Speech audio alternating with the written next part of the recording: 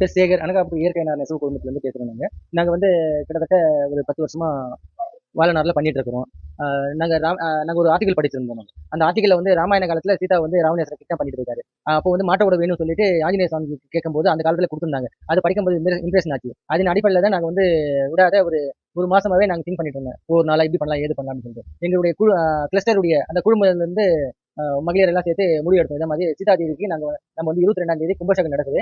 அந்த கும்பாபிஷேகம் வந்து நம்முடைய புடவை நம்ம கைனால நெய்கிற வாழைநாறு, சில்க், பருத்தி இந்த 3 கலந்த புடவை பண்ணணும், அனுப்பணும் அப்படின்னு சொல்லி முடிவு எடுத்தோம். அந்த நெய்யத்துக்கு வந்து ஒரு வாரம் ஆச்சு. கிட்டத்தட்ட 10 பேர் செஞ்சு விடாத இரவும் பகலாம நாங்கள் செஞ்சுட்டு அதுல வந்து பள்ளியில வந்து ராம் மந்திர் அந்த கோயிலுடைய அமைப்பு வந்து நாங்கள் அதுல போட்டிருந்தோம். அதே சமயத்துல வந்து ராமர் வந்து அம்பு செலுத்துற மாதிரியாகவும் அந்த இதுவும் சிம்பலும் போட்டுக்கிறோம். நாங்கள்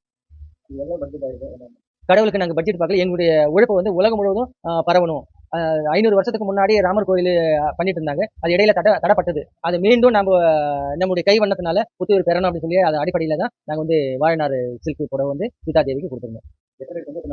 அது ஒரு வாரம் ஆச்சு. கிட்டத்தட்ட 10 பேர் செஞ்சு நாங்கள் பண்ணிட்டு இருந்தோம். அதாவது எல்லாமே ஷார்ட் ஃபைபர்ல இருந்து ஒரு ஃபைபரை நாட் பண்ணி வைண்ட் பண்ணி இது பண்றதுனால வேலைபல் இருந்தது. ஆனாலும் சீதா தேவிக்கு கொடுக்கணும் ஒரு அடிப்படையில தான் நாங்கள் எல்லாமே முழுக்க இயற்கை, எந்த ஒரு கெமிக்கல் இல்லாம அது பண்ணணும். இக்கோ ஃப்ரெண்ட்லி, நேச்சுரல், சஸ்டைனபிள் அப்படின்னு சொல்லிட்டு பழமை வாய்ந்த புதுமை அப்படின்னு சொல்லிட்டு அந்த அடிப்படையில தான் நாங்கள் செஞ்சிருக்கோம். முழுக்க பெண்களால உருவாக்கப்பட்டுள்ள இந்த வாழைநாறு சில்க் சாரி சீதா தேவிக்கு